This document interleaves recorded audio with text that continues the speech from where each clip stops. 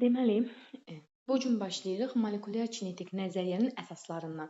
Ümumiyyətlə biz artıq bura kimi mexanika bölməsini keçmişdik. Bu bölmədən isə biz artıq başlayırıq molekulyar fizikaya. Molekulyar fizikanın əsas 3 dənə müddəası var. Biz burada adından da göründüyü kimi molekullardan danışacağıq. Yəni başdan axıra kimi dərsimiz molekulların hərəkəti, sürəti, enerjisi, kütləsi, sıxlığı və s. və s. Yalnız molekullardan danışacağıq. İndi molekullar haqqında əsas 3 müddəamızı öyrənək. Birincisi, biz onu qəbul etməliyik ki, dünyada, təbiətimizdə, ümumiyyətlə qalaktikamızda belə deyək, ümumiyyətlə materiyamızda gözlə görülən obyektiv varlıqlar cisim adlanırdı, düzdürmü? Stol, stəkan, nə bilim, qaşıq və s. Bu cisimlər maddələrdən təşkil olunub. Məsələn, qaşıq dəmirdən olubsa, maddəsi dəmirdir. Taxtadandırsa, maddəsi taxtadır. Məsələn, stol plastikdənsə, maddəsi plastikdir.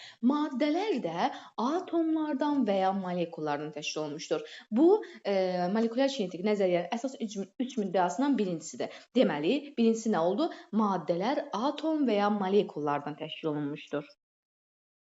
İkinci müddəamıza gəldikdə isə bu hissəciklər, yəni maddəni təşkil edən atom və molekullar daim xaotik nizamsız deməkdir. Daim nizamsız hərəkət edirlər. Yəni onların dayanmış kimi, sükunətdədirlərmiş kimi əsla düşünməyin. Yəni dayanmış stol belə ya da sən dayanmısan, hərəkət eləmirsənsə belə sənin təşkil olunduğun maddələrin, yəni atomları daim xaotik əslində hərəkətdədir. Sadəcə onların ölçüləri çox-çox kiçik olduğuna görə biz onların hərəkətlərini görə bilmərik təbii ki. Heç onların özünü də görə bilmərik, söz yox.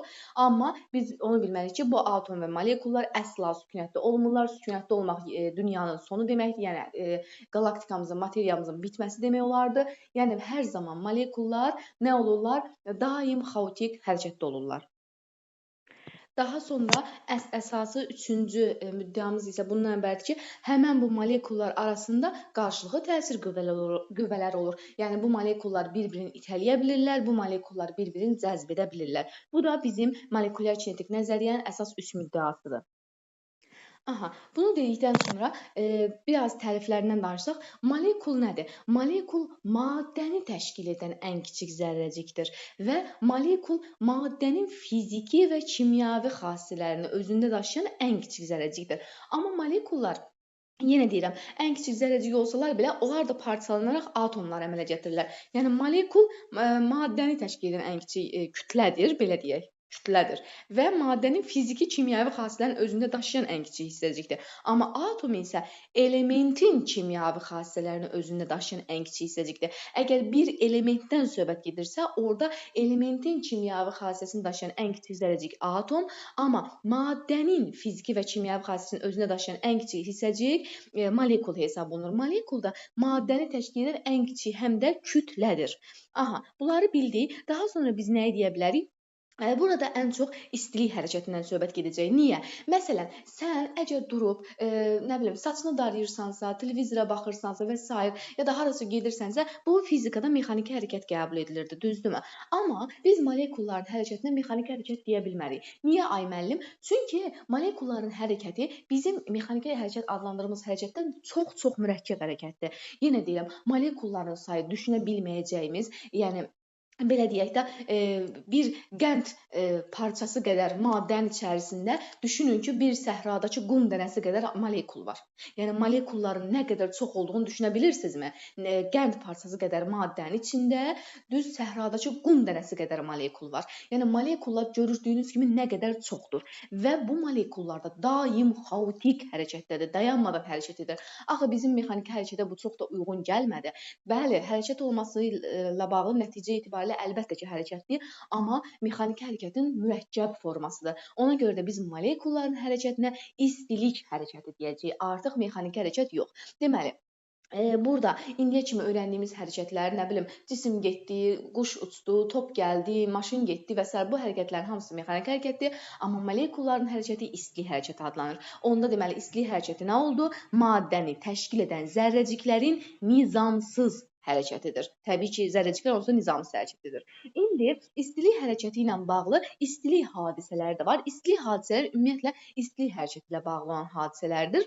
Bu hadisələrə misal olaraq biz Brown hərəkətini və diffuziya hadisəsini göstərə bilərik. Diffuziya hadisəsi nə demişdik? Diffuziya hadisəsi təmasda olan maddə molekullarının bir-birinə nüfuz etməsidir. Məsələn, otaqda tutalım ki, bir ətir vurduqda bir müddətdən sonra bütün otağı ətir bürüyür. Çünki ətirin molekulları otaqdakı hava molekullarının içərisindəki boşluğa daxil olur, başqa sözlə təmas edir və bununla da diffuziya hadisəsi, yəni qarışma hadisəsi baş verir. Ümumiyyətlə diffuziya hadisəsi temperaturdan düz asılıdır. Yəni bizim temperaturumuz nə qədər çox olsa, diffuziyada bir o qədər çox olacaq. Məsələn deyirəm, bir qida boyasını isti suya və soyuq suya daxil etdikdə, soyuq suda bu boya daha gec həll olacaq, yəni daha çox gec təmasa malik olacaq, diffuziyaya malik olacaq, amma isti suda daha tez diffuziya olunacaq, yəni qarışacaq belə deyək. Deməli, temperaturdan düz asılıdır. Daha sonra biz deyə bilərik ki, qazlarda maye və bərk cisimlərə nisbətən diffuziya daha sürətli gedir. Bunu da yadımızda saxlayaq. Aha, və onu da qeyd edək ki, diffuziya hadisəsi molekulyar kinetik nəzəriyyənin əsas müddəalarını təsdiq edən bir hadisədir. Bir də dedik Brown hərəkəti var. Brown hərəkəti nədir? Mayedə və ya qazda asılı halda olan hissəciklərin hərəkətidir. Bəzən uşaqlara bu tərif nəsə aydın olmur, yəni Brown hərəkətini anlaya bilmirlər. Əslində Brown hərəkəti çox normal həyatımızda gördüyümüz bir hərəkətdir. Məsələn, fikir vermişiksə, bir cismi suya atanda, ən primitiv misal çəksək, bir cismi suya atanda bu cisim suda müəyyən yerlərə gedir. Yəni biraz sağa gedir, biraz sola gedir. Yəni bu cisim suda qarışıq bir hərəkət edir. Bəs niyə bu hadisə belə baş verir? Əslində bu hadisənin səbəbi var. Yəni biz gəlin bir qab düşünək və düşünək ki, bu qabın içərisində müəyyən qədər mayemiz var. Əgər biz mayeyə cisim əlavə daxil etsək bu şəkildə, bu cismə nə olur? Bu cismə hər tərəfdən maye molekulları başlayır təsir eləməyə. Yəni hər tərəfdən maye molekulları bu cismə bax bu şəkildə başlayır təsir eləməyə. Amma indi bir forma var ki, burada hər tərəfdən maye molekullarının təsiri eyni olmur. Məsələn, tutalım ki, buradakı molekullar cismə daha çox təsir edir.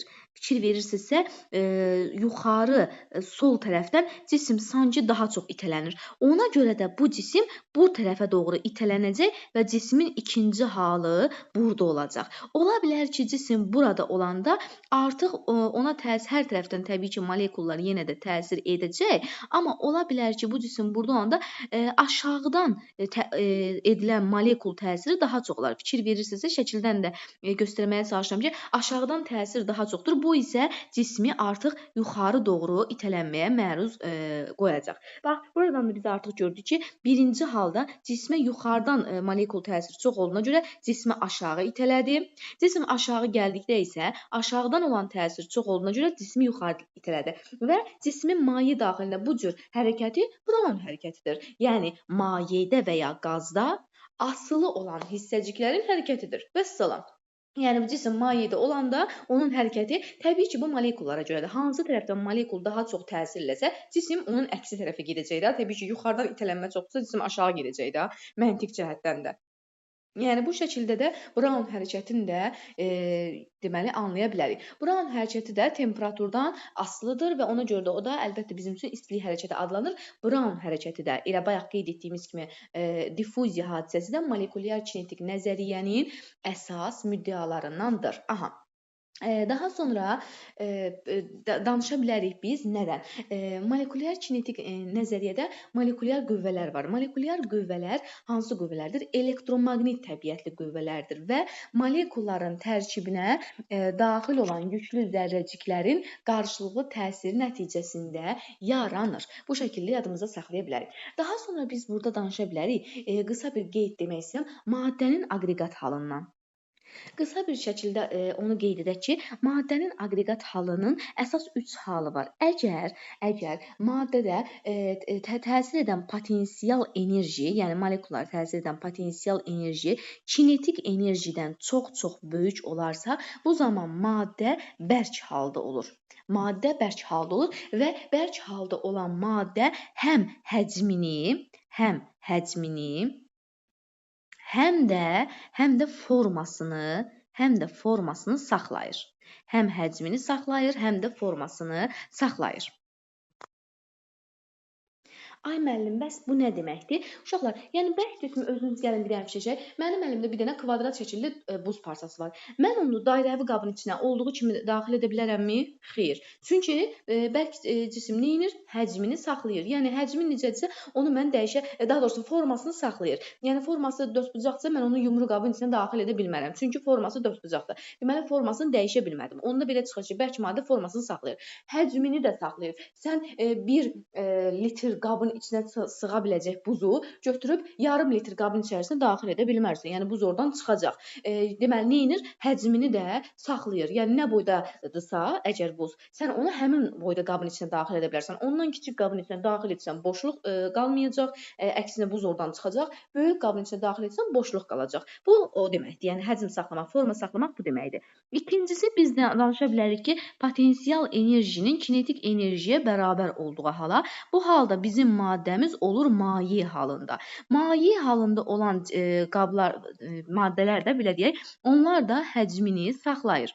Yəni burada da həcm saxlanılır, amma formasını saxlamır. Forma saxlanılmır.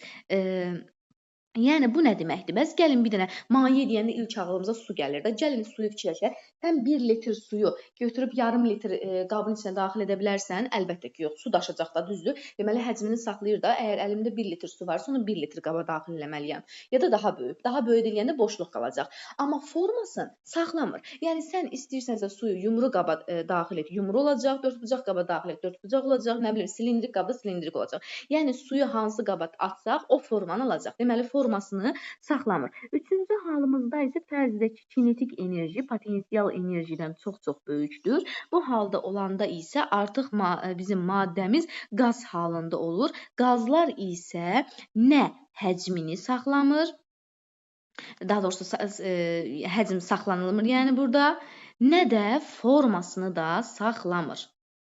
Bu nə deməkdir bəs? Yəni sən, bax uşaqlar, bunu yadınızda saxlayın, bu qaz məsələlərini bizim çox qarşımıza çıxır. Tutalım ki, 2 litrlik qazın var, düzdür? Sən onu sıxışdırıb 1 litrlik qaba daxil edə bilərsən. Bəli, o problem deyil. Ya da sənin 2 litrlik qabın varsa, onu 5 litrlik qaba daxil edəndə 2 litrlik qabda bu şəkildə olan qaz 5 litrlik qabda bu şəkildə olacaq. Yəni, yenə də su kimi düşünməyin ki, müəllimə, bura kimi qalsın, burası boşluq, hava qalsın. Xeyr. Yəni, qaz uçucu olduğuna görə uşaqlar, sadəcə 2 litrdə molekullar daha sıx yerləşəcək, 5 litrdə molekullar daha aralı yerləşəcək. Amma istəyirsən 2 litrdə olsun, istəyir 5 litrdə olsun, fərqi yoxdur. Yəni, 5 litrdəki qabı sıxışdırıb 2 litrə bu şəkildə pərçim salmaq olar. 2 litrdə olan qazı da beləncinə 5 litrdə uçucu bir şəkildə də qoymaq olar. Yəni, buradan da mən nə görürəm? Qaz həqiqətən nə həcmini saxlamır, yəni istənilən həcmə daxil ola bilir. Təbii ki, formada saxlamır. İstənilən formanı qabın içərisinə su kimi, qazı da, yəni maye kimi qazı da daxil edə bilərik. Bu da belə maddənin aqreqat halı haqqında kiçik bir deməli istədiyim məlumat verim. Aha, bu şəkildə də işarələr qoydum ki, bəlkə də göz yaddaşını yadınızda saxlayarsınız. Yəni həcmini saxlayır. Ona görə, yəni saxladığına görə deməli təsdiq işarəsi, formasını saxlayır, təsdiq işarəsi, saxlamayanlarda inkar işarəsi qoydum ki, yəni bu şəkildə də yadınızda daha rahat qalsın. Aha, indi isə keçək biraz fizikanın kimyaya daha yaxın olan hissəsindən danışmağa. Biz burada nədən danışacağıq? Molekuldan danışmağa. Burada əlbəttə ki, nisbi molekulyar kütlədən danışa bilərəm. Nisbi molekulyar kütlə nədir? Yəni burada tutalım əgər sən oksigenin kütləsini, yəni O2-nin kütləsini tapırsansa, bu nisbi molekulyar kütləni tapmaqdır. Ya da məsələn hidrogenin kütləsini tapırsansa, yenə bu nisbi molekulyar kütləni tapmaqdır. Çünki oksigen və hidrogen görürsünüzsə hərəsindən 2 dənədir, amma 2 oksigen bir araya gələndə, yəni O2 əmələ gətirir də, belə deyək, ya da ki 2 dənə H bir araya gəlir, hidrogen əmələ gətirir, qaz əmələ gətirir. Ona görə də bunlar artıq nisbi molekulyar kütlədir. Amma bir də var nisbi atom kütləsi. Nisbi atom kütləsi isə məsələn, ferium, dəmir, bir dənədir, onun kütləsi, ya da məsələn, natrium, onun kütləsi. Bunlar artıq nisbi atom kütləsi hesab olunur. İndi nisbi molekulyar kütlə deyəndə çox vaxt mR deyib də adlandırmışıq. Onu nəzərimizdə saxlasaq, əslində burada nisbi atom kütləsini tapmış oluruq. Yəni mR nədir? mR, yəni nisbi molekulyar kütlə, belə deyə bilərik, bərabərdir. Biz belə deyək də, o vaxt karbonun kütləsi qəbul edilmişdir və o karbonun kütləsinə müqayisə olunaraq maddələrə kütlələr verilirdi və bu emir adlandırılmışdı. Deməli, emir belədir ki, maddə molekulunun kütləsinin karbonun kütləsinin 12-də 1-nə olan nisbətidir. Yəni biz maddə molekulunu əlbəttə ki, M0 ifadə edəcəyik. Bölək 12-də 1 M0 amma karbon. Yəni bütün molekulları əslində uşaqlar biz karbonla müqayisə edirik və bu emir anlayışını əmələ gətirir. Deməli, emir anlayışında nə olacaq? Uşaqlar, M0 həmişə olacaq nə? Maddəni təşkil edən molekullardan birinin kütləsi. Baxın, çox kiçik anlayışdır bu. Maddədə nə qədər molekul var idi? Dedik ki, qənd boyda maddədə qum səhrasındakı dənə qədər molekul var. Təsəvvürlə, o qum səhrasındakı dənə qədər molekulun birinin kütləsindən danışırıq. Ona görə də onun indeksinə M0 yazırıq. Bu bizim üçün olur molekulun kütləsi. Molekulun kütləsi. Bu da 12-də 1 M0 karbon yazmışam. Yəni karbonun kütləsinin 12-də 1-i deməkdir. Bu olur bizim üçün deməli nisbi molekulyar kütlə. Bir də uşaqlar atom kütlə vahidi var. Bir atom kütlə vahidi bax bu şəkildə yazılır. Bərabərdir nəyə? 12-də 1 karbonun kütləsi. Onun da təqribi qiyməti, daha doğrusu belə deyə bilərik də 1,66 vuraq 10 üstü mənfi 27 kiloqrama bərabərdir əslində. Yəni 12-də 1 karbon bu deməkdir. Sən bununla müqayisə edirsən maddənin kütləsini. Bu belə, emir anlayışımız bu. Daha sonra bunu qeyd edək. Bunu qeyd etdik. İndi gəlin mol sözündən danışaq. Ay müəllim, nədir bir mol? Uşaqlar, bir mol əslində çox gözəl və çox sadə bir anlayışdır. Sadəcə bəzi uşaqlar onu biraz qavramaqda çətinlik çəkir. Bir mol bilirsiniz nədir? Mənim maddəmin tərkibindəki molekul sayı mənim təyin elədiyim qədər olsun. Ondan nə çox olmasın, nə az olmasın. Molekulumun ölçüsünün, daha doğrusu maddəmin nə boyda olacağı mənə maraqlı deyil. Maddəm böyük də ola bilər, balaca da ola bilər. Amma içindəki molekul sayı mənim dediyim qədər olsun. Baxın, bəs nə qədər olsun? Avogadro sabiti qədər. Avogadro sabiti nə idi uşaqlar? Avogadro sabiti (6,2 vuraq 10 üstü 23 molekul deməkdir. Düzdür, bu sadəcə bir saydır. Molekul deməkdir. Deməli, uşaqlar, onda bir mol bilirsiniz nə deməkdir? Maddənin tərkibində 6,2 vuraq 10 üstü 23 molekul olsun. Yəni, burada gəlin baxaq görək bu nə deməkdir? Baxın, tutalım mənim 2 dənə maddəm var. Bir maddəmi qırmızı ilə işarə edirəm, bir maddəmi göy ilə işarə edirəm. Uşaqlar, ola bilər ki, maddənin molekullarından biri çox kiçikdir və onun (6,2 vuraq 10 üstü 23 molekulu bu boyda yer tutur. Ola bilər ki, bir maddənin molekulları böyükdür, onun (6,2 vuraq 10 üstü 23 sayda molekulu bu boyda yer tutur. Yəni, baxın, bunun içində də (6,2 vuraq 10 üstü 23 molekul var. Bunun da içində (6,2 vuraq 10 üstü 23 molekul var. Nə olsun ki, uşaqlar, bunun molekulları balacadır, bununcular böyükdür da. İndi bu nə deməkdir? Bu o deməkdir, uşaqlar, bu da bir moldur. Bu da bir moldur. Baxın, bir mol bu deməkdir. Ay müəllim, axı bu böyükdür, bu balacadır. Mənə maraqlı deyil. Hansı böyükdür, hansı balacadır, nədir? Önəmli deyil. Vacib bilirsiniz nədir? Hər ikisində (6,2 vuraq 10 üstü 23 molekul olsun. Elə bil mən sizə deyirəm ki, mənə (6,2 vur 10 üstü 23 pomidor ver. Bu olsun pomidor. Bu olsun pomidor. Düzdür? Bu da (6,2 vur 10 üstü 23, bu da olsun qarağat. Bu da olsun qarağat. Uşaqlar, sizcə qarağat baxın çox kiçik-kiçik olan bir meyvədir da, düzdür? Pomidor da çox böyük olan meyvədir. Sizcə 6,2 vur 10 üstü 23 pomidorun ölçüsü ilə qarağatın ölçüsü bir olacaqmı? Əlbəttə ki, yox. Pomidor daha çox yer tutacaq, qarağat daha az. Maraqlı deyil mənə. Onların hər ikisi mənim üçün bir moldur. Niyə? Çünki say etibarilə eynidirlər. Deməli, bir mol nə deməkmiş? Bir mol sadəcə odur ki, maddəmin tərkibində 6,2 vuraq 10 üstü 23 dənə molekul olsun. Vəssalam. Bir mol anlayışını anladıqmı? Bax, bir mol bu deməkdir. İndi onu qeyd eləyək. Uşaqlar, molu biz kimyadan da çox eşitmişik də. New hərfi ilə işarə olunur və uşaqlar bir şey yadınızda saxlayın. Mol, yəni maddə miqdarı beynəlxalq sistemdə 7 əsas vahiddən də biridir. Yəni mol nə demək oldu uşaqlar? Mol o deməkdir ki, maddənin tərkibində 6,2 vuraq 10 üstü 23 molekul olsun. Molekul olsun. Bu bir moldur mənim üçün. Vəssalam. Bunu da bildik. Daha sonra keçirik 3-cü anlayışımıza. Uşaqlar, 3-cü anlayışımız nədir? Molyar kütlə. Müəllimə, bəs nədir molyar kütlə? Uşaqlar, Ola bilər ki, mənim maddəm olsun 5 kilo, 10 kilo, 15 kilo. Bu hər şey ola bilər. Molyar kütlə bilirsiniz nədir? Bəs bunun 1 molu nə qədərdir? Ay mənim 1 mol nə idi? Yəni uşaqlar, obyekt çəkdim, bir dənə molekul çəkdim. Bunun alt tam %2 vuraq 10 üstü 23 molekul var. Bunun kütləsi nədir? Bax, onu molyar kütlə adlandırıblar. Deməli, molyar kütlə nədir? Tərkibində alt tam %2 vur 10 üstü 23 molekul olan, yəni 1 mol maddənin kütləsi. Ola bilər sənin maddən 5 mol olsun, 10 mol olsun, 15 mol olsun, kütləsi də filan qədər olsun. Mənə o maraqlı deyil. Mənə 1 molun kütləsi maraqlıdır. Başqa sözlə necə deyə bilərəm? Yəni altdan %2 vur 10 üstü 23 molekul birləşəndə nə qədər kütlə əmələ gətirir? 1 mol nə qədər kütlə əmələ gətirir? Ona molyar kütlə deyirik. Ona xüsusi baxırıq və ona molyar kütlə deyirik. Amma belə baxanda maddənin kütləsi hər şey ola bilər uşaqlar. Yəni onu qarışdırmayın. Bəs ay müəllim, molyar kütləni necə tapacağam? Uşaqlar, bax molyar kütləyi sizə birinci məntiqlə tapaq. Birincisi böyük hərflə işarə olunacaq, böyük M hərfi ilə. Yazaq baxın, molyar kütlə. Deməli, böyük M hərfi ilə işarə olunur. Uşaqlar, nəyə bərabər olacaq? Baxın, təsəvvür eləyin ki, mənim 5 dənə kitabım var. 5 kitabım var və 5 kitabın hərəsi 3 qramdır. Onda deməli mən burada kütlə nə qədər deyəcəm? Müəllimə 5 dənədirlər, hərəsi də 3 qramdan. Deməli kütləm 15 qram imiş də.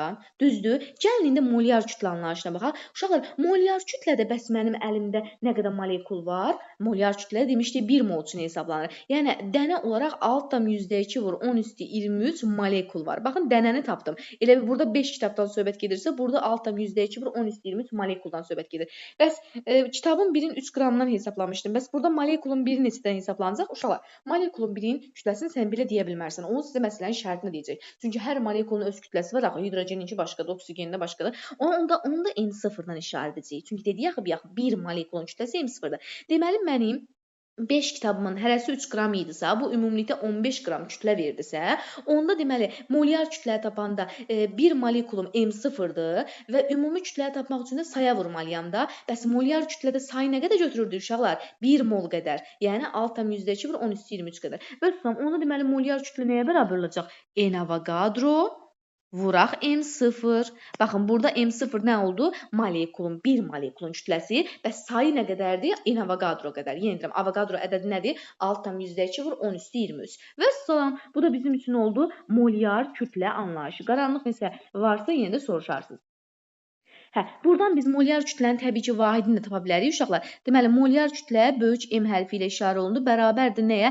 N Avogadro vuraq M0 dedik. O da bərabərdir uşaqlar. Burada vahidlə baxsam, Avogadro sabiti molun tərsidir da, 1/1 şəklində olur. Ona görə də burada deməli, Avogadronun yerinə 1/mol yazıram. Yəni Avogadronun belə deyək də vahidi M0-da nə idi uşaqlar? Molekulun kütləsi idi də, kütlənin vahidi kiloqramdır da. Başqa nə yazacağam ki? Deməli onda molyar kütlənin vahidi kiloqram bölək mol şəklində ifadə olunacaq. Bu da oldu bizim nəyimiz? Bu da oldu bizim molyar kütləmiz. Bir də var uşaqlar, adi kütlə, adi maddənin kütləsi, belə deyək. Bəs maddənin kütləsi müəllimə nəyə bərabərdir? Uşaqlar, maddənin ümumi kütləsi kiçik M hərfi ilə işarə olunacaq. Gəlin lap yazaq, maddənin kütləsi. Maddənin kütləsi kiçik M hərfi ilə işarə olunacaq. Bəs o nəyə bərabər olar? Uşaqlar, kütlə nəyə bərabər olar? Maddənin tərkibində nə qədər molekulun var? N qədər. Bilmirəm. Bəs kütləsi nə qədərdir bir molekulun? M0. Özsüzəm, onda M0 M-də uşaqlar nə olacaq? Maddənin kütləsi olacaq da. Deməli, əgər molekulların kütləsinin 6,2 vur 10 üstü 23 molekula, yəni 1 mol molekula vururamsa, onda o molyar kütlədir. Amma adi maddənin kütləsi, maddənin içərisində uşaqlar istənilən qədər molekul olar da, yəni ona heç kim qərar vermir axı. N qədər. Onun yerinə N yazıram, sayı qədər. M0-da 1 molekulun kütləsidir. Bununla da sən artıq maddənin kütləsini tapmış olursan. Bunu da belə bildik. Daha sonra uşaqlar maddə miqdarı dediyi nü. Bunun da öz düsturları var. Yəni 5-ci kimi də onu yazın, lap istəyirsinizsə. 5-ci, orada anlayış kimi yazdım. Burada da belə, daha doğrusu 2 yazıram yenə də. 2.1 yazacağam. Yəni bu 2-nin davamıdır ona görə. 2.1 kimi yazıram. Onda nü'nün gəlin sizə düsturlarını deyim. Nü bərabərdir uşaqlar. Bax nü nə idi? Maddə miqdarı idi da. Maddə miqdarı nə olacaq? Ümumi molekulların sayı bölək Avogadro sabitinə və başqa bir düsturu da olacaq. Deməli, maddənin kütləsi bölək molyar kütlə. Molyar kütlə 1 mol üçün hesablanır. Baxın, maddənin kütləsi nə qədərdirsə, molyar kütlə, məsələn, maddənin kütləsi 5 m-dir, molyar kütlə m-dirsə, onda deməli burada 5 mol imiş də. Bu şəkildə. Çünki molyar kütlə 1 mol üçün hesablanır axı. Bu da belə. Yəni bu iki düstur da bizim üçün vacib düsturlardandır. Daha sonra bizdə var konsentrasiya anlayışı. Bəs ay müəllim, konsentrasiya nədir? Konsentrasiya, uşaqlar, konsentrasiyanı biraz sıxlıq kimi düşünə bilərsiniz. Sıxlıq deyil ha, sadəcə ona oxşar bir anlayışdır. Konsentrasiya yazaq. Uşaqlar, baxın, sıxlıq nə idi? Sıxlıq vahid həcmə düşən maddənin kütləsi idi da, kütlə, düzdür? Sıxlıq vahid həcmdəki kütlə idi. Konsentrasiya da vahid həcmə düşən kütlə deyil, molekulun sayıdır. Məsələn, tutalım ki, mənim bu boyda maddəm var. Bunun 1 kub metr həcmi də buradır. 1 kub metrdir. Burada 5 dənə molekul var. Onda bunun konsentrasiyası 5-dir. Yəni burada molekulun sayı 1 kub metr həcmə düşən molekulun sayı konsentrasiyada. 1 kub metr həcmindəki kütlə isə sıxlıq idi, o heç. Amma konsentrasiyada belə deyək də molekul sayıdır. Amma hansı molekul sayıdır uşaqlar? 1 kub metr həcmə düşən. Onda konsentrasiya kiçik n hərfi ilə işarə olunacaq. Gəlin onu qeyd edək. Kiçik n hərfi ilə işarə olunur və o da bərabər olacaq nəyə? Molekulların sayını həcmə böləcəm də uşaqlar. Molekulların sayını həcmə böləcəm ki, 1 kub metr həcmə düşən molekul sayını tapa bilim. Vəssalam, buradan vahid də istəsəm çıxardaram. Onda vahidimiz nə olacaq? Molekulların sayının vahidi yoxdur. Həcmin də vahidi kub metrdir da. 1 bölək kub metr. Vəssalam, bu da olur bizim konsentrasiyamızın ifadəsi. İndi buradan konsentrasiyanın başqa-başqa ifadələri çıxır. Çünki uşaqlar, bilirsiniz mən burada nə edəcəm? Baxın, bu ikisi var. Bu ikisini gəlin bir-birinə bərabər qoyaq. N bölək N Avogadro bərabərdir M bölək M. Ay müəllim, niyə bir-birinə bərabər qoydum? Çünki uşaqlar, bu da nüydür, bu da nüydür da. Bir-birinə bərabər qoya bilərəm. İndi buradan mən N-i tapanda nə alıram?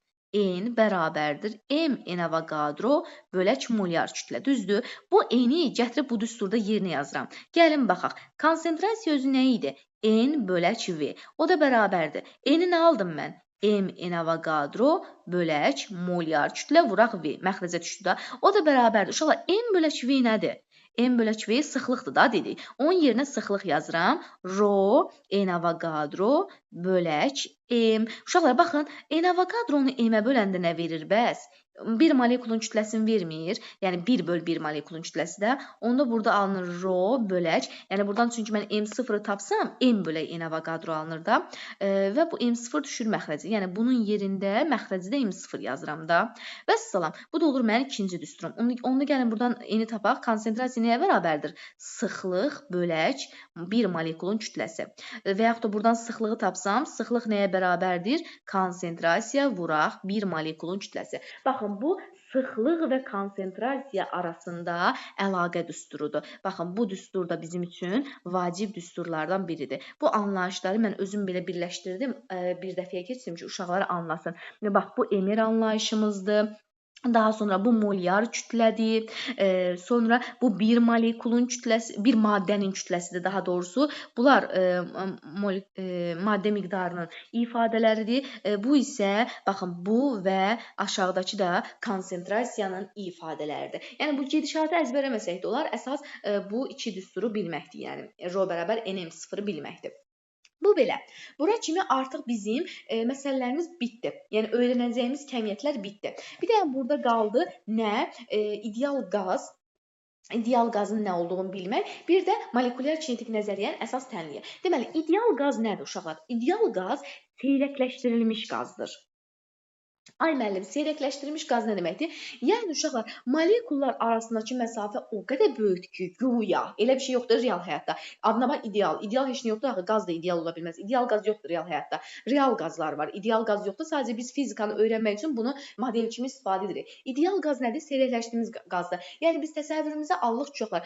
Hər qazın molekuluna tək-tək baxmaq olar. Elə bir şey yoxdur uşaqlar. Molekullar bir-birinə çox yaxındılar, çoxdular, hədsizdirlər, daim xaotik hərəkətdədirlər. Sən bir dənə molekula necə baxa bilərsən? Elə bir ki, inşallah universitetə qəbul olmuş uşaqlar görəcəksiniz də, girirsən metroya, metroda daim nə qədər adam varsa, heç gözün içinə görmür də. Gözün qaralır adam sayından, düzdür? O molekullarda elə bir şeydir uşaqlar. Sən oradan bir adamla necə danışa bilərsən ki, ay bu adam belə getdi, ora gəldi, sürəti bu qədərdir, kütləsi bu qədərdir. Danışan varsa, orada adam çoxdur, basa-basa danışmaq olmur. Molekullarda belədir. Çoxdular, xaotik hərəkətdədirlər, daim, nizamsız. Yəni sən onların birindən danışa bilmərsən axı bir molekuldan. Amma ideal qazda biz deyirik ki, molekullar bir-birindən o qədər uzaqdır ki, heç bir-birinin əlaqələri yoxdur. Yəni sanki parkda molekullar hər adam bir gəzirmiş kimi molekullarda sanki elədilər. Yəni elə düşünürük və ideal qaz bizim üçün budur. Molekullar arasındakı məsafə o qədər çoxdur ki, molekullar arasındakı qarşılıqlı təsir nəzərə alınır. Bunlar heç bir-birinə dəymir, itələnmir, heç nə olmur aralarında. Belə baxırıq molekullara. Bu bizim üçün ideal qaz hesab olunur. Deməli, ideal qaz nə oldu? İdeal qaz seyrəkləşdirilmiş qazdır. Yəni, molekullar arasındakı məsafəyə görə qarşılıqlı təsir nəzərə alınmayacaq dərəcədə azdır. Nəzərə alınmır, yəni. Belə deyək. Bu da belə. İndi uşaqlar, gəlin, bircə dənə ifadəmiz qaldı. Onu da öyrənək və molekulyar kinetik nəzəriyyənin əsas tənliyini bitirək. Molekulyar kinetik nəzəriyyənin əsas tənliyinə gəlirik. Aha, molekulyar kinetik nəzəriyyənin əsas tənliyi nədir? Bu, təzyiqlə bağlı bir nəzəriyyədir, belə deyim, təzyiqlə bağlı bir nəzəriyyədir. Burada biz nə deyəcəyik? Deməli, təzyiq nədir? Təzyiq, yəni qazın təzyiqi nəyə bərabərdir? İdeal qazın təzyiqindən söhbət gedir. 3/1 m0 n v kvadratı. Vəssalam, bu bizim üçün olur qazın təzyiqi. Həm də MK-nin, yəni molekulyar kinetik nəzəriyyənin əsas tənliyi hesab olunur. Burada P nədir? Qazın təzyiqi. M0 nədir? Bir molekulun kütləsi. N konsentrasiyadır. V kvadratı nədir uşaqlar? Orta kvadratik sürətdir. Yəni bunun üstünə belə xəttə qoyurlar. Orta kvadratik sürətdir. İndi orta kvadratik sürətin düsturları var, onları birazdan alacağıq. Orta kvadratik sürətdə. Sadəcə burada indi bir-iki dənə əlavə düstur alaq. Uşaqlar, görün burada mən nə edəcəm? Bir yax öyrəndik ki, rho nəyə bərabər idi? Dedik ki, rho bərabərdir m0n. Deməli, mən burada m0n-in yerinə rho yaza bilərəm də. Onda P bərabərdir 3/1 rho v kvadratı da bizim üçün nə olacaq? Deməli, ideal qazın təzyiqinin ikinci düsturu. Yəni, uşaqlar, m0n-i biləndən sonra gətir qoy da yerinə, o qədər də çətin deyil əslində. Bu olur bizim əlavə ikinci düsturumuz. Daha sonra burada mən nə edə bilərəm? MV kvadratını görürsünüz. Onu mən kinetik enerji kimi düşünəcəm uşaqlar. Baxın, kinetik enerji nəyə bərabərdir? MV kvadrat böl 2-dir da. Gəlin buradan MV kvadratını tapaq. MV kvadrat nəyə bərabərdir uşaqlar? 2Y kinetikə. Düzdür. Bax, bu 2Y kinetiki gətirib bunun yerində yazıram. Gəlin görək necə olacaq? P bərabərdir. 3/1 ilə işim yoxdur uşaqlar. N ilə işim yoxdur. M0V kvadratı var ha. Bax, bunun yerinə 2Y kinetik yazıram. Vuraq 2Y kinetik. Yəni bunu yazmadım, yerinə 2Y kinetik yazdım da. Vəssalam. Onda buradan nə alındı? Buradan alındı ki, P bərabərdir 3/2 NY kinetik. Vəssalam. Bu da ideal qazın təzyiqinin üçüncü düsturu. Yəni əzbərləməyə ehtiyac yoxdur uşaqlar. 3/1 m0 kvadratını bilsən, digərləri hamısı ondan törəmə alınan ifadələrdir da. Yəni belə çətin bir ifadəmiz yoxdur axı, düzdür? Bu da olur MK-nin əsas tənliyi.